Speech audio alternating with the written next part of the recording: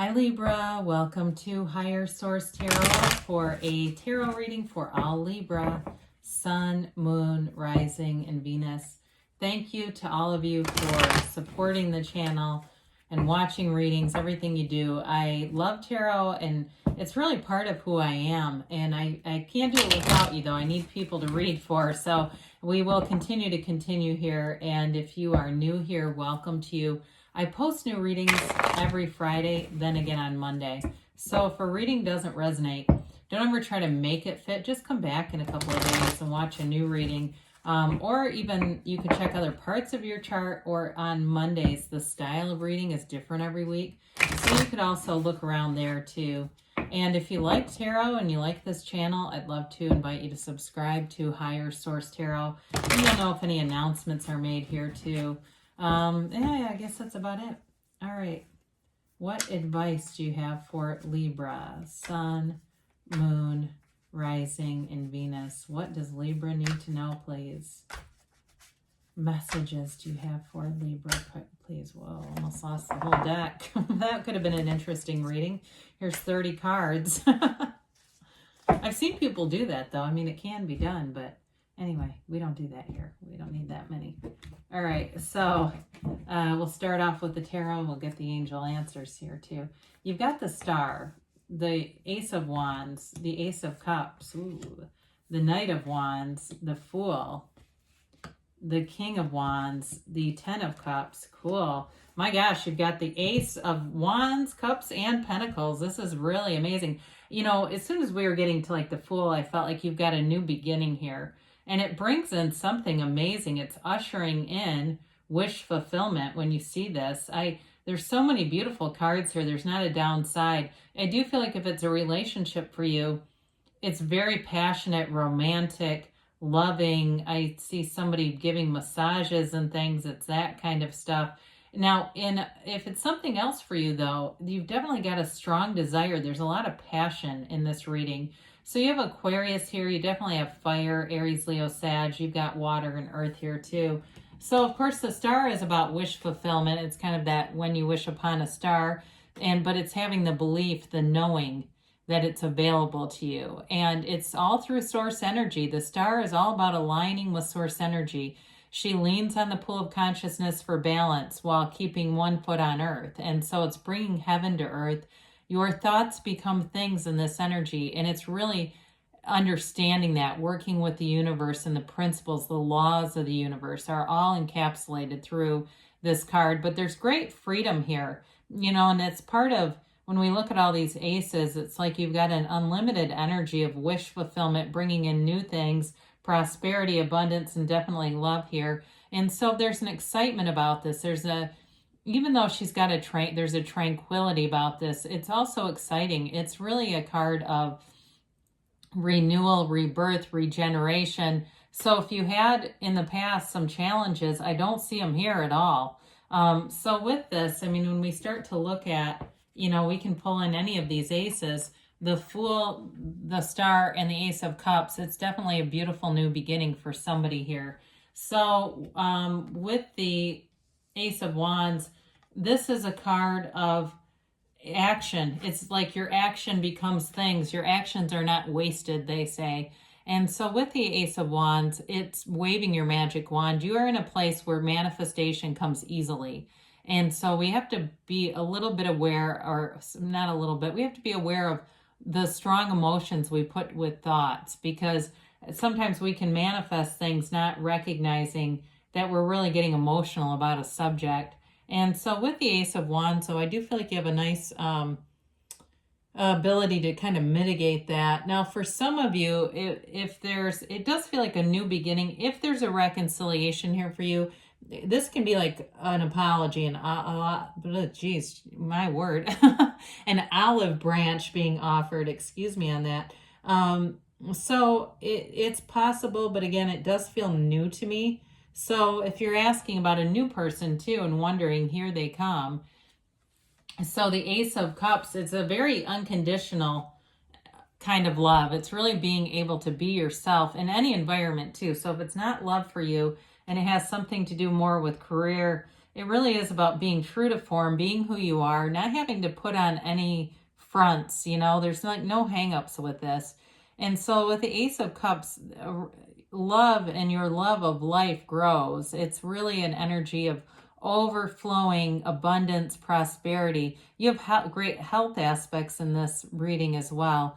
And so with the Ace of Cups, it's a time for you that feels like your emotions are in a really high vibrational place. You've got, you know, your emotions are your guide, right? And so if you're waking up every day and acknowledging what feelings come up for you right away, this can be one of those cards where you can turn, you know, you reach for better feeling thoughts, and that will guide your emotions into a place that's a lot closer to this. Now, in terms of a commitment, whoever this is, even though the Knight of Wands is here and he kind of gets this bad boy, bad rap, it really is more, I feel like, about enthusiasm in this reading. So in terms of somebody who wants to be committed, I don't see this as a downside. I really do see it as more of their excitement about moving forward. They're not looking around at other people. I don't get that at all. Now, maybe for some of you, they have some kind of a job where they travel a little bit, maybe sales or something, or even like for somebody, maybe like a traveling nurse. I get that in here too. But I keep hearing this travel thing. And so with the Knight of Wands, but I feel like they don't get tired out. This is somebody who's very high energy. They can go, go, go, go. And so they may be a fire sign for sure, but I do feel like they don't complain about the expectations or the types of things they have to do for work or other obligations in their life. They just see it as an adventure. Life is like this big adventure with them. So with the Fool being here, it's the beginner's mind, right? It's an energy of zero. All things are possible in this energy. It really is a card of enthusiasm, trust, new beginnings. It's taking a leap of faith and going forward without any resistance. There's great freedom in the Fool. There's spontaneity in the Fool. It's very carefree energy. Now, yes, the Fool can be a bit impulsive, but I really don't see other cards around this or have a feeling that things are just really poorly thought out. Now, for some of you, the person you're attracting to, they may have some kind of unusual interests. It could be like music, like they really like, you know, it could be 80s hair bands or something that is just sort of obscure. But I do feel like they have fun with it. Whatever they do, they're having fun. We better be having fun, they say. And so with the Fool, it is a card of purity, though. It's like having a pure heart, being of very good intentions. The Fool would never hurt anyone. The Fool is also a card that reminds us the soul is always victorious. And so you're in this essence of that soul level. It's not shrouded by the ego, the conditions of the day, and all the other crap that gets layered on top of you. It really is that going forward in a way that feels clean, free, and exciting. And so with the King of Wands, another energy of a lot of charisma, and this could also represent you as well and just being noticed, but there's loyalty in this card too. And so, like we talked about with the Fool, whoever this is has very good intentions. Now, in terms of work too, for some of you, it could indicate a promotion of sorts. Wands are upwardly mobile in the tarot, and so you're making gains with all these wands here. It also can be about the physical body. This is to me like the David Goggins of the, of the tarot in some ways, like that attitude of relentless perseverance, where they just go. It's that grinder. It's that they don't give up. And the other thing about this energy is if this is you, you also don't have a lot of room for complaining around you. He has that, if I can do it, so can everyone else attitude. And so, but with the King of Wands, he is a go-getter. So it's not like it's it's not like King of Swords. He's got a nice, persona about him. But again, you don't give up.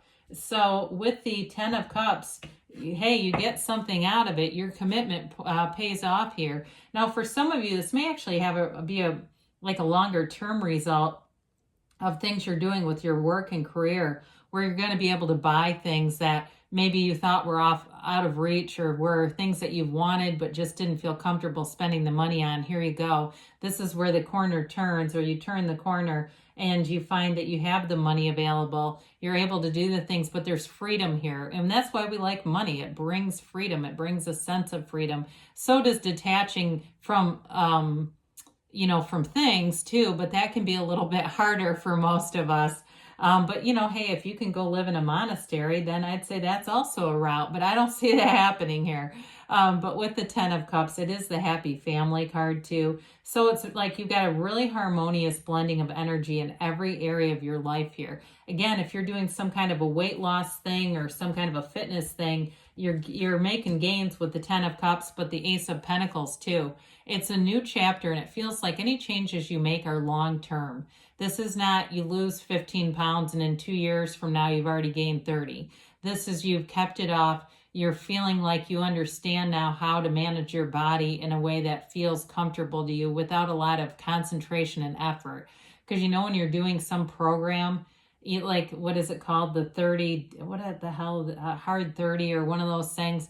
Anyway, it's like it takes all this mental commitment.